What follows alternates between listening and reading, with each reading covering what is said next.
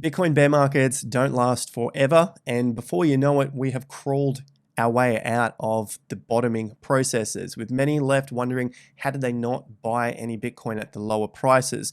We're going to focus on our price ranges, our time ranges. We're going to look at the S&P today with where this could be heading in 2023, and also a look at the MVRV ratio as well, as there's some similar data unfolding here as there is with our Gann analysis as well. So if you haven't already, make sure you go and give that like button a little fireworks down below. Subscribe to the channel, bell notification icon. I'll remind you throughout the video in case you want to wait to see it out. And this is our macro series on Bitcoin and the economy, looking at the S&P and other indices as well. This is an extension of our macro series, so if you do enjoy it, make sure you subscribe to the channel. Let me know in the comment section down below, as we do have quite a lot of you guys who are giving us your fantastic feedback with how you've been progressing by watching the channel and implementing some of the things that we talk about. Of course, taking it away and learning for yourself. So many great responses here. If you want to get into the free Discord, which is this part up here, just go to the top of the video description and drop your email address at ticrypto.com/subscribe. Absolutely free. And there's also a report that comes out to you once every 2 weeks.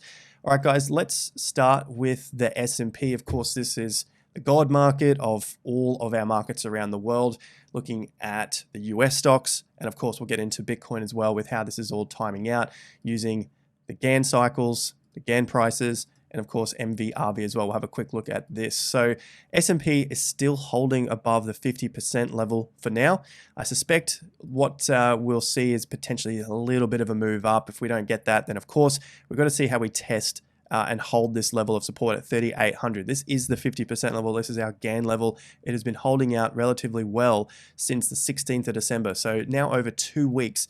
Absolutely fantastic level to give us an idea of whether we're going to see some more shorter term strength, or if we're going to break through and then go back and test some of the lower prices here. So the levels we've covered before, around 36 and 3,700 points. Either of these zones, I'd say, are pretty safe moving forward into 2023. Remember, we're looking at the macro thing here. That's the whole picture, not just the short term. Is it up 2% or down 2% today? No, we're looking here towards probably the next few weeks to few quarters as well. I'd probably say first and second quarter more so, because if we hold out here, then in this first quarter, probably see a little bit of a rise and test again at the 39.50 level, which is where the market broke down from. So this is going to be the big test, like we talked about with our annual predictions here, the 2023 predictions that I've put on the channel, as to what this movement could be. And of course, I'm bringing this up because this is also going to flow into Bitcoin and what we could expect with BTC. Get the breakdown from 38, then of course it's going to take a little bit longer, and it's probably going to hit BTC a little bit harder. So we want to see how far the move up happens. Should we get a move up? I'm not saying that it has to happen, but we want to see if we get this test, and then what happens from that point. Does 3,800 hold? Or do we break down? That's the critical thing here for the S&P moving forward. So far, 38 is holding up. Let's wait and see. That moves us over to BTC and our time frames. So the time frames are still all within intact. The bear markets in the past for Bitcoin, we've seen 400 days down. We've seen 363 days down. We're now seeing 376 days down, so we're pretty much within the realm of these lows. Of course, it can extend a little more. Nothing says it has to be exactly at these numbers. And the previous cycles saw a second low 630 days from the first low. And the previous cycle we just had, so that was the first major one here, so 2014 into 2015, going back one to 2018, 2019, 2020, it went all the way out to 817 days, which was that pandemic crash. So I like to look at those particular lows that happened last time as this was almost the true low, and then we had a physical low. So basically the low that actually happened that caused a physical price being $3,850 odd for BTC. But we were starting to put in a higher low, and then the market started to move up before we had the pandemic. And then the market basically bounced out of that low very, very quickly. You can see that the prices did not hold under those lows that were set at around, just short of $7,000.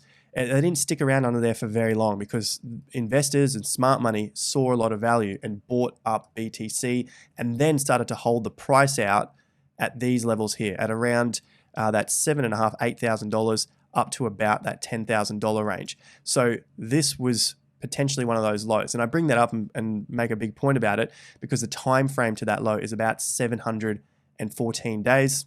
Take it a few more weeks. So in that 700-day range to put in the higher low. And if we go forward here, this is the 700-day area as well. It's an extra 100 or so days from that low, which is then the higher low out of the accumulation range. So this is your accumulation area here, 400 days to the first bottom, 630 days to the second bottom. This is your 700 or so days to the higher low that's forming outside of the accumulation range. This is going to be important when we look at the MVRV as well, because that'll give you an idea of the time frame that we're looking at here. Of course, I got in the headline something around 5, 6, 7-ish months left. It's more looking like that 5 to 6 months within this zone, but it doesn't mean you can't buy Bitcoin once it breaks out of the zone. It just means it's not at those lower prices, and the likelihood of Bitcoin revisiting this lower price is almost negligible. Like you just won't see it anymore unless there was another pandemic or some sort of breakdown like that, which even then would only last a few days into the zone, which we'll see in just a minute. So in terms of the time frames, looking at the Gann cycles here, the 4-year cycle, it's all still working out relatively well. Everything is still on track. My mind has not changed, and the data is telling us that there is nothing to say that this will change either. Cycles are cycles. It's not like summer becomes extra long one year and winter becomes shorter the next, or both of them become longer. That sort of stuff in life just does not happen. Humans make up the market. Therefore, these cycles will continue indefinitely until humans become robots. Some crazy stuff to think about there. So let's move on to some of these price ranges here as well. Looking at the historical buy zones here for Bitcoin in terms of price, these areas have lined up pretty well with the MVRV as well. So these are just taking a measure from the all-time high to this previous cycle low. So if we look at the first one, the previous cycle low was basically 1 cent. That's where this one goes back to. The next cycle is, of course, the low here at around $150 to the top here at $20,000. That gives us those extra buying zones there, historical buy zones. And then we take the next cycle, which was the low in 2018 to the top in 2021. That gives us this particular buy zone. So this then leads us on to the timeframes here for the MVRV. So it's the market valuation divided by the realized valuation. What the hell is all of this? MVRV is simply the ratio comparing the two, market cap versus realized cap. What is the realized cap to give us a fair, as it said here, fair value? In essence, the realized value is closer to Bitcoin's fair value as it adjusts for lost coins and coins being used for hodling. Essentially, Bitcoin, or coins that are not moving and are not in circulation. Anything that's not being bought and sold and traded and used to pay for goods and services. So that's what this particular scale here is working out. The interesting fact with this is just looking at any time that this has dropped into the zone that is undervalue here. So you can see underneath 1. So let's zoom into this particular zone to give us a better understanding of the time frame here. So this is when it first went under the 1 mark, which is essentially undervalued there. That's in and around August, just for a brief day or so before it bounced out. And then we're basically underneath the line again from September into around early January. So September to January, October, November, December, there's 4 months there. We move out, back in again around February, stay underneath the line. So looking under here, and these are the dates up here, move out of again in March, just for a few days, back under in March. And then again, we are basically out of it from April and May onwards, and then the market took off from that point. September through to when it actually leaves it for good, which is around May of the following year. That would then give us approximately 8 to 9 months total that the market stays undervalued for this particular period here. This was 2011, 2012. So looking forward again, same sort of deal, looking into 2014, 2015, when the market was underneath the value here.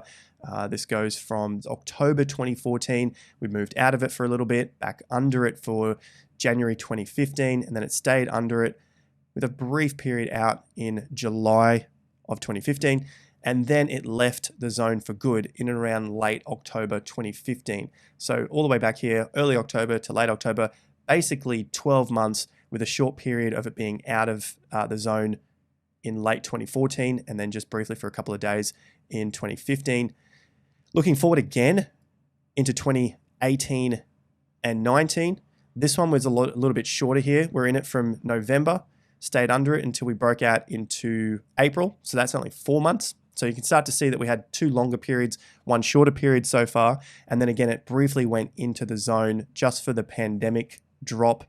Basically lasted just a few days. So if you're trying to catch that, good luck. But if you had a few trade signals, something to let you know to buy, lay it on top of the MVRV, something like what we talk about with our Gann zones or our Gann timeframes as well, using the swing chart, then you could possibly put this together as a good plan to be buying for the macro here. And that's what we're looking forward into 2023 as well. So just a few days there in 2020, which then brings us forward into where we are now. And this is 2022 and 2023.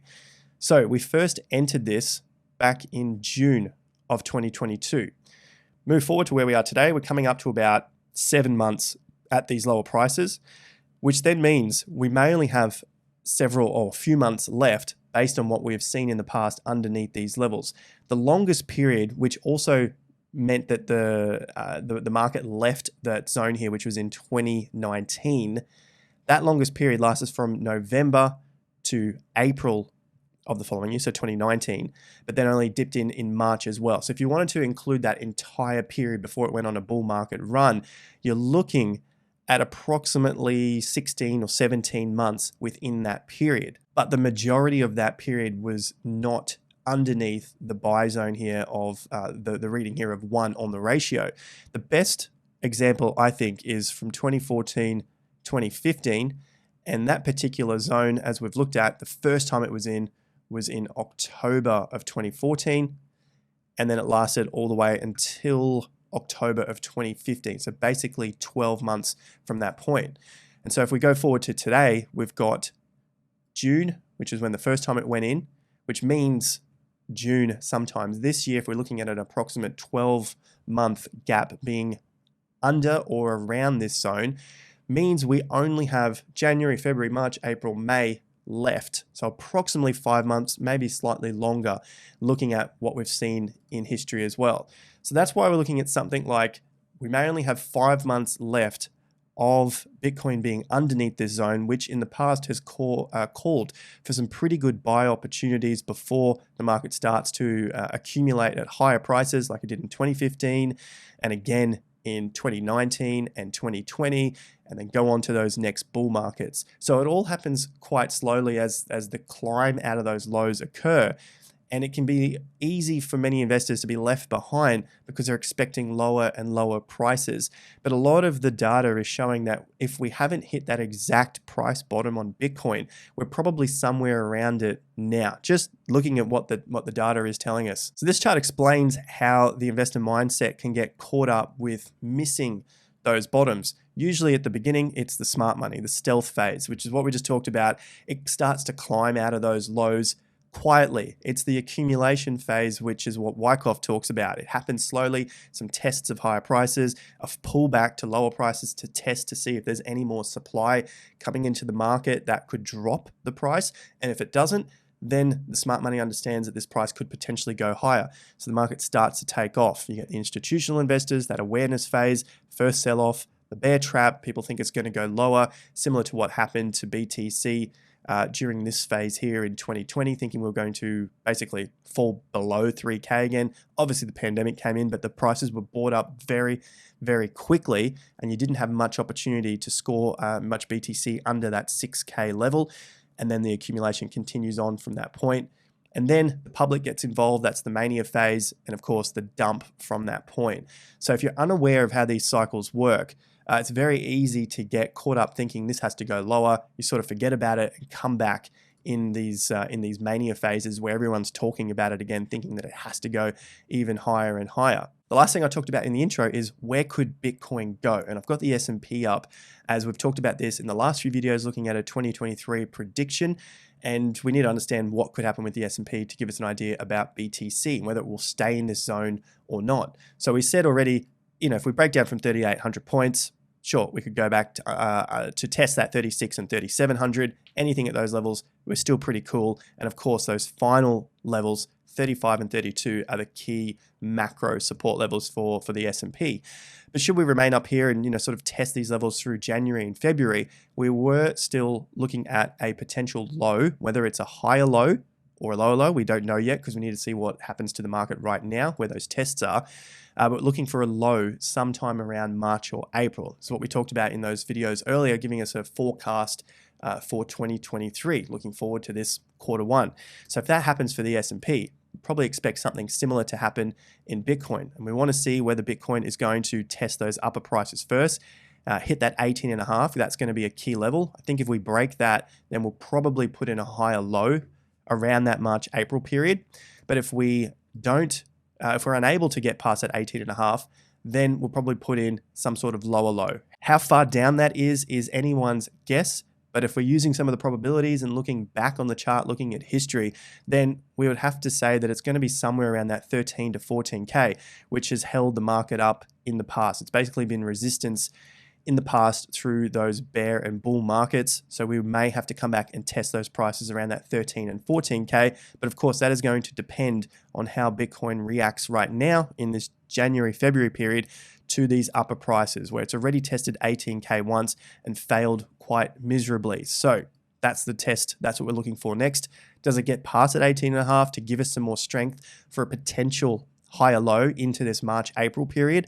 Or does it fail miserably again and we put in a lower low before we start to climb our way out slowly throughout 2023? I can't see us doing anything dramatically crazy and breaking into the $40,000 or $50,000 in 2023. But this is going to be that stealth year like we've looked at with this particular chart here with smart money, understanding the game and whether this is further accumulation for BTC throughout this first half of 2023. So that's a look at the MVRV along with our Gann cycles and our buy zones here, looking at the Gann retracement tools.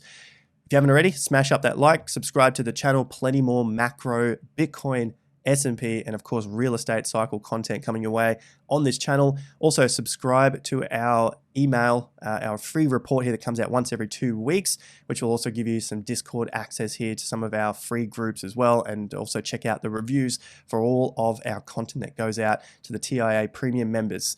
So those links are in the top of the video description. Obviously, there's also the big bonuses going on with a lot of these crypto exchanges. Stay safe out there, do your trading, have your plans, all that sort of thing. There's up to $48,000 of sign-up bonus. It's absolutely wild. I'll see you guys at the next video. Until then, take care and peace out.